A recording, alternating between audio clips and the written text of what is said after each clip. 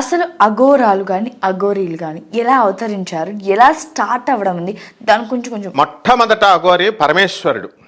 అఘోరీ సిస్టంలో ఈమె ఏం జరిగిందంటే, వీళ్ళు సాక్రిఫైస్ అనేటటువంటిది, బలి అన్ని వదులుకోవాలి, తల్లిదండ్రులను వదులుకోవాలి. సన్యాసి బైరాగి సిస్టమ్ అవని, అఘోరీ సిస్టమ్ అవని, స్పిరిచువల్గా వచ్చినటువంటి వాళ్ళు సన్యాస మార్గం అనమాట. ఇవన్నీ తల్లిదండ్రులను వదిలేశారు. Okay, good.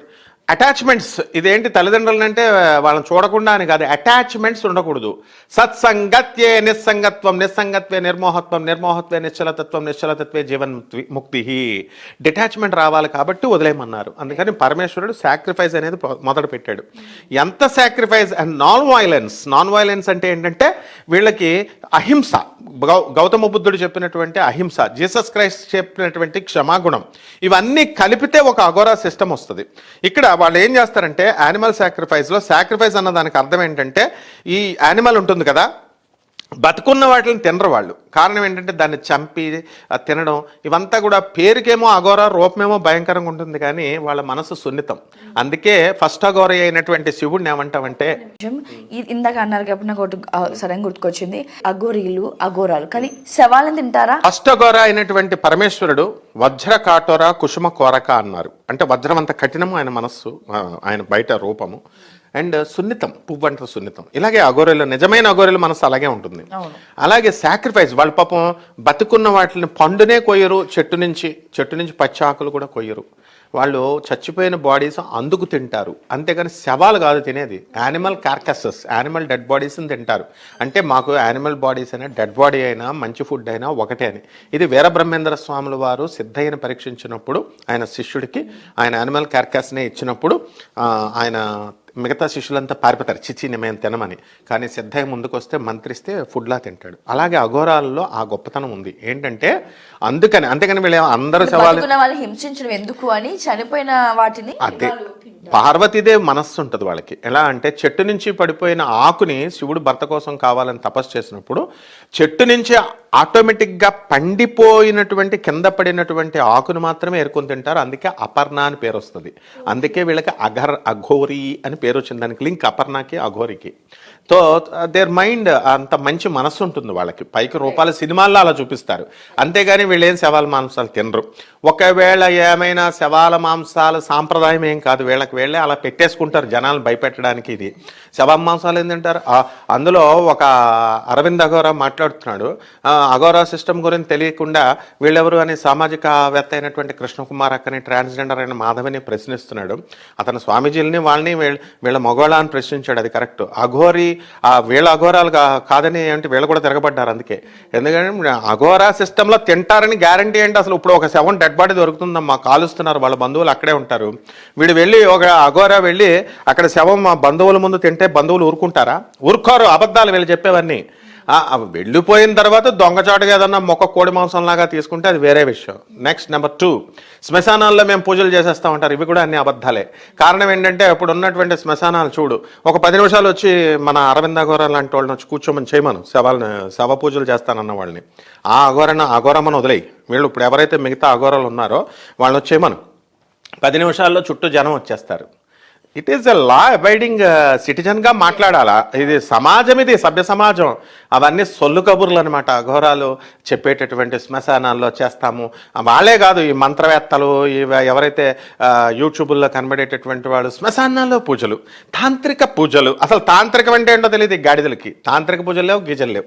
So all this non sense అంతా సొసైటీని బ్యాక్వర్డ్ తీసుకెళ్ళి తొక్కి పడేయడానికి వచ్చినటువంటి చెడ పురుగులు వీళ్ళంతా అనమాట. రైట్.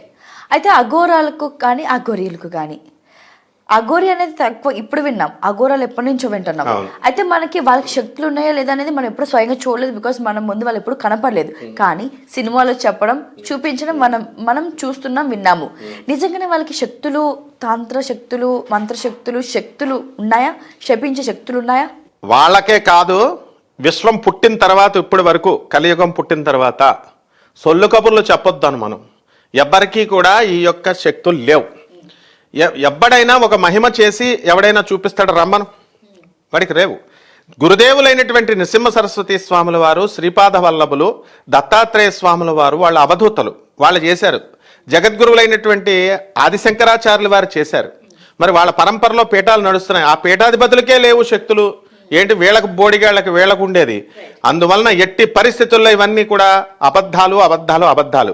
అఘోర్యాలే కాదు, అఘోరీలే కాదు, కాపాలిక మార్గం, వామాచార మార్గం, తాంత్రిక పూజలు, తొక్క పూజలు, ఇవన్నీ వాళ్ళకి ఎవ్వరికి కూడా చేసే వాళ్ళకి ఏ శక్తులు లేవు. అండ్ కలియుగం పుట్టిన తర్వాత ఎవ్వడు కూడా ఏ మహిమ కూడా మానవ శరీరం ఎత్తిన తర్వాత ఇంక్లూడింగ్ పుట్టపర్తి సాయిబాబా కూడా మరి మన జనమేదకి వాళ్ళు చూపించలేదా, ఇలా నోటుతో చూపిస్తామని ఇలా మ్యాజిక్లు చేశారని. అయితే బాబా గారిని, సత్యసాయి బాబా గారిని మనం ఎందుకు రెస్పెక్ట్ ఇస్తామంటే అనంతపురం డిస్ట్రిక్ట్ అంతటినీ కూడా ఆయన డెవలప్ చేశారు. మానవాళికి ఆయన చక్కటి సందేశాలు, భజనలు, పాటలు, స్పీచెస్, మెచ్యూరిటీ ఉంది. ఆయన తరం తప్ప కర్నూలు బాబా ఎందుకు ఫెయిల్ అయ్యాడు? మరి కర్నూలు బాబా కూడా మహిమల నోట్లో నుంచి తీశాడు. ఇవన్నీ మ్యాజిక్స్ అని చెప్పి ఆయన ఇంటర్వ్యూ రాధాకృష్ణ గారితో చేసిన ఏబిఎన్ ఇంటర్వ్యూలో కూడా ఆయన నువ్వు భగవంతుడు అని డైరెక్ట్ అడిగితే యాస్ నేను దేవుడిని అని చెప్పలేకపోయాడు. దేవుడు అయితే ఇప్పుడు దేవుడు అంటే ఏంటంటే ఛాలెంజ్లు చేయడాలు ఇవి కాదు, విజ్ఞానాన్ని నేర్పించడమే దైవత్వం, అజ్ఞానాన్ని తొలగించడమే దైవత్వం. మీ స్పిరిచువాలిటీలో ఉన్నటువంటి ఈ డిఫరెంట్ మతాలన్నింటినీ కూడా జగద్గురు అయినటువంటి ఆది శంకరాచార్యుల వారు సప్రెస్ చేయలేదు, డిస్మిస్ చేయలేదు. ఈ పద్ధతులు రాంగు, మంచి పద్ధతుల్లో వెళ్ళండి అని చెప్పి వాళ్ళ గురువుల ఆ పీఠాలనే ప్రతినిధులందరినీ కూడా అంగీకరింపజేసి ఇవన్నీ వాళ్ళంతకు వాళ్ళే డిమాలిష్ చేసుకొని డిమానిటైజేషన్ ఎలా చేశారో అలాగా అవన్నీ కూడా కండెమ్ చేసి వాళ్ళ చేత కండెమ్ చేయించి ఏకైక మార్గం సేఫ్ సైడ్ మార్గం లాగా దక్షిణాచార పద్ధతుల్లో చేశాడు. ఏ దైవారాధన చేసినా ఏది చేసినా ఆత్మ ఉద్ధరణ కోసమే తప్ప బాహ్యానికి అంతర్ముఖ సమారాధ్య బహిర్ముఖ సుదర్లభ అని క్లియర్గా చెప్తోంది. లోపల వెతుక్కోవాలి, లలితా సహస్రం చెప్తోంది, లోపల ఎత్తుక్కుంటేనే నేను దొరుకుతా, బయట ఎతికితే దొరకనని. కాబట్టి ఏ స్వామీజీ అయినా సరే, ఏ బాబా అయినా సరే, ఏ మంత్రకుడైనా సరే, ఏ మంత్రగాడైనా సరే, మానవ శరీరం ఎత్తిన తర్వాత వాడికి 1 సింగిల్ NP అంతా శక్తి కూడా ఉండదు ఉండదు ఉండదు. మానవాతీత శక్తులు రావు రావు రావు వాళ్ళకి. ఇది టేక్ ఇట్ ఫర్ గ్రాంటెడ్. గురుగారు, అఘోరాలు, అఘోరీలు, నాగ సాధువులు వీళ్ళంతా దేనికోసం బతుకుతున్నారు యాక్చువల్గా? అంటే ఏమి వాళ్ళ జీవన ఉపాధి ఏమేంటి, అసలు ఏం సొసైటీలో వాళ్ళకి ఏం కావాలని కోరుకుంటారు, దేనికోసం బతుకుతున్నారు? మనం దేనికోసం బతుకుతున్నాం? మనం పని చేసుకుని మనం పిల్లల కోసం మన అది వాళ్ళు కూడా అంతే. అంటే వాళ్ళ ఉద్ధరే తుద్ధరాత్మన. ఎవరు వాళ్ళు కూడా పెళ్ళిళ్ళు అవుతాయి, ఆ పిల్లలు ఉంటారా? చేసుకుంటే వాళ్ళు పర్సనల్గా అది వాళ్ళ ఇష్టం. అయితే ఉద్ధరే తుద్ధరాత్మన అంటే జీవి ఎందుకు పుడతాడంటే వాళ్ళ ఆత్మను వాళ్ళు ఉద్ధరించడం కోసం, మానవ ఈ జీవన మరణ సమస్యల నుంచి, సైకిల్ నుంచి బయటకు పడిపోయి మనం చక్కగా మోక్షం తెచ్చుకోవాలా. ఇది మానేసి భార్యలు, గ్రాటిఫికేషన్ ఆఫ్ సెన్సెస్, తర్వాత ఈ యొక్క పిల్లలు వీళ్ళని పెంచడం, మళ్ళీ కుక్క చావు చావడం, ప్రతి జీవి ఇదే చేసేది. వాళ్ళు కూడా అంతే. వాళ్ళు కూడా మంత్రగాళ్ళైనా ఎవరైనా. ఇప్పుడు అఘోరీలు కొంతమంది నిష్ఠా గరిష్ఠులు మహాత్ములు ఉంటారు, వాళ్ళకి దండం పెట్టచ్చు మనం.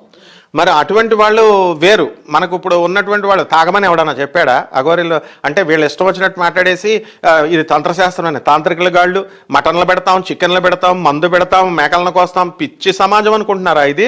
తాగేసి వచ్చి ఇంటర్వ్యూల్లో కూర్చొని వాళ్ళు అఘోర అవుతాడా? తాగేసి వచ్చి ఇది చేసాడు. తాగడం తప్పు కాదు, లెట్ దెమ్ డ్రింక్ అంతే. కానీ తాగినంత మాత్రాన వాళ్ళ చెడ్డోళ్ళని కాదు, అఘోరాలు కాకూడదని కాదు. అఘోరీ సిస్టంలో తాగాలి, శవాల మాంసాలు తినాలి, ఇలాంటి నాన్ సెన్స్ అంతా లేదు. శవాలతో సంభోగాలు, శవాలతో పెళ్ళిళ్ళు, శవాలను తినాలి. What is all this non sense? ఏం చదువుకున్నారు మీరు? అసలు ఇంగ్లీష్ మాట్లాడుతున్నారు మీరంతా. ఇప్పుడు కొంతమంది అఘోరాలు ఇంగ్లీష్ మాట్లాడుతున్నారు.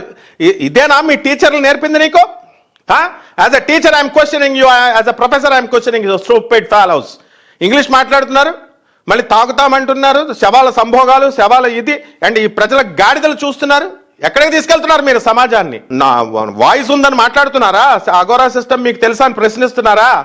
అఘోరీ కాదు, స్పిరిచువాలిటీ అంటే ఆల్ దిస్ ఏ మతాలైతే ఉన్నాయో, ఏ విభిన్న డేంజరస్ ప్రజా జీవనానికి ఆటంకం చేసేటటువంటి మతాలు, కానీ మతాలను కూడా తీసి పడేస్తాం.